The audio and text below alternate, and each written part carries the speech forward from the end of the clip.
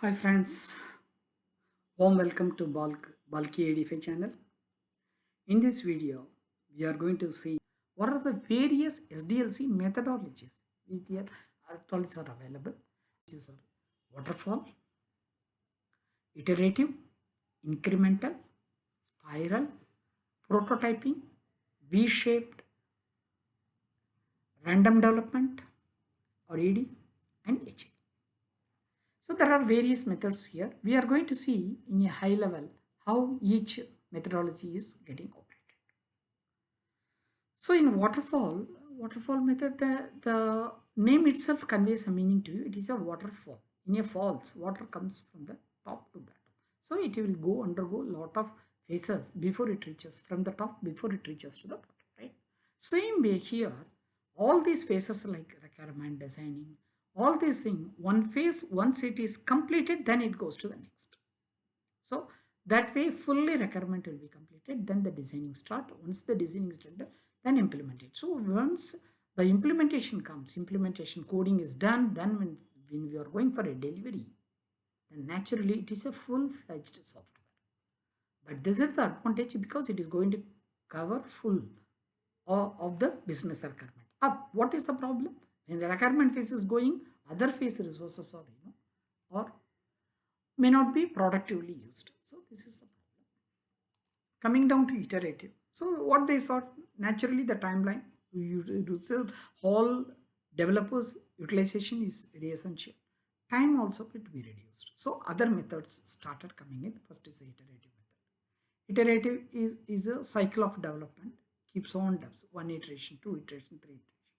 But when they talk about the iteration, they are the small piece of the software, because whatever requirement comes, independently they will split it out in small requirements, and that they want to do that. And once the particular slice is a small piece of software is getting developed and rolled out, the second automatically comes into the second iteration.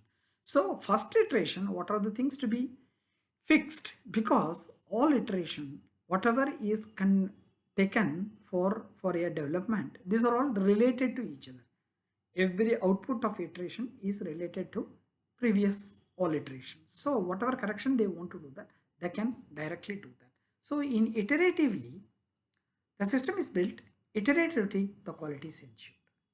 When you come down to the increment is also same, but only thing is the increment always goes with a manageable, a logical size of the software. Here, unlike iterative, in incremental, they will take a particular module like a bigger size, which are all totally logically independent. So it has got its own value. So once it is done, it is designing is done, implement is done, testing and rolled over. Then the next increment, next build is taken, that is good. So what happens, the client is getting every time a set of delivery which is usable to them. That is what the incremental. Most of the time incremental is preferred in IT world. The reason being, at one go we may not be getting all the requirements. So the requirements also gathered in a incremental fashion. So that is what the increment. Then comes the spiral. The spiral, the name spiral conveys something. What you feel about it is right. That is what it is happening in this method. The spiral usually uses both waterfall and prototyping.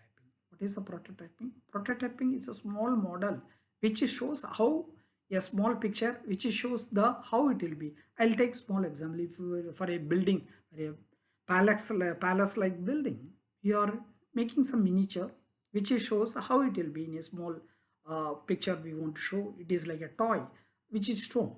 So this is the model. So on seeing the model, people can understand how good it is going to come as a big way. So that is what the prototyping is. In software also it is there. So in the spiral, what happened? It is going with the iterative method. They will identify some objective in every spring or a spiral. They identify some objectives. For that, they will look into what is the risk available there. Then they will create the prototype. For the small piece, the prototype will be agreed by the client. Once it is done, then it goes to the full speed in the production development, designing, coding, and then integrating. Then it is gone. Then it will be delivered to the production. Then the next will be taken. So it goes spiral and spiral. So here the advantage is that the moment something is going in the production development. Now the next phase will be coming into the alternative evaluation phase, wherein the risk identification prototype for the next is started. So it goes like a spiral. So this will be faster in delivery. Then we are looking into the prototyping. Prototype, already I told you, a small picture which you want to show to that a bigger picture. For a larger picture, a small one which you are going to show them.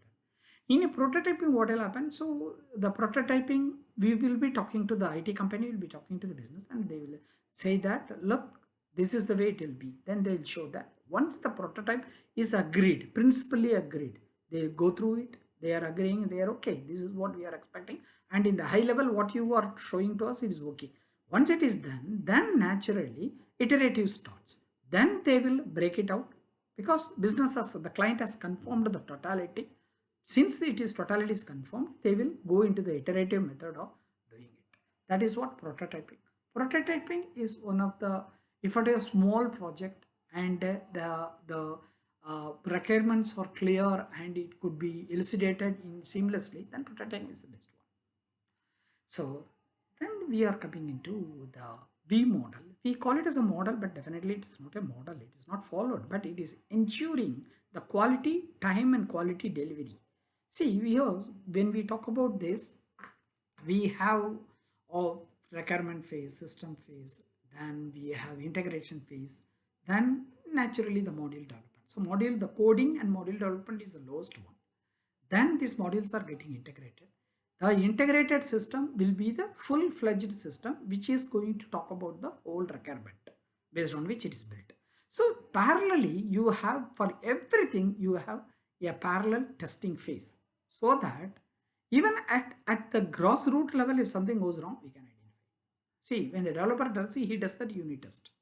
Then when at the architecting, who is going to integrate it, there is integration testing. Once all the integrated will be testing for the full as a system, so there is a system testing. Then once the system is rolled out and given to the client, basically user, they will be doing whatever expected is the way the software is behaving. That way they are checking. That is called your requirement. All requirements are coming into the picture and it is given shape to it. So that is what it is, a V shape. This is not basically a model, but this is a framework which ensures the quality and time delivery. Then comes the random. It is a traditional method and this RAD. See here, this is the very best method. If at all the requirements are very clear, okay, I'm sure I'm good with the requirement. And the project scope is also not too big, it is a small one. Then RAD process is best. Because all these other traditional methods are coming into built in a one small iteration and keep on the way it can be delivered. So that way this will be faster. So RAD will be faster. Now the next method is the Agile method, which the world is going now. Because Agile is, we are meeting time to the market.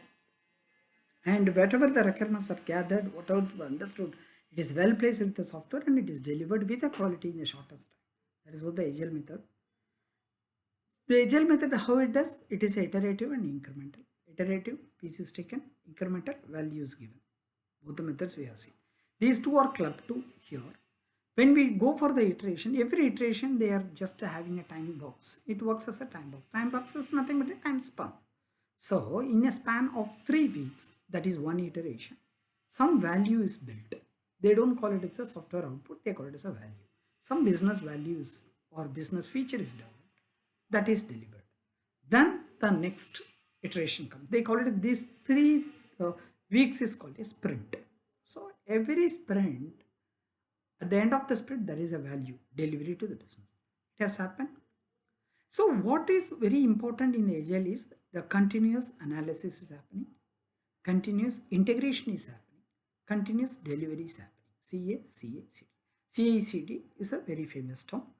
This is a keyword for the Agile. So there are a number of Agile methodologies adopted like Scrum, Crystal Clear, and Safe Agile. All these methods are available in Agile. So these are all the various Sdlc which we have seen in the high level. By following it, there are two things happening. One is the client is getting the expected delivery on time with the same quality, and the company or the IT team which provides the software to them will also ensure, because they also follow the same Sdlc methodology, so they also ensure that whatever they collected as a request, they are delivering the same. So that way it is a beneficial. This is a systematic approach.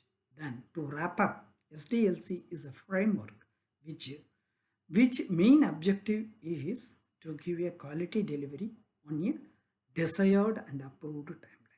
Thank you friends for watching this video. Thanks all. I'll meet you all with another title in another video. Okay, bye bye.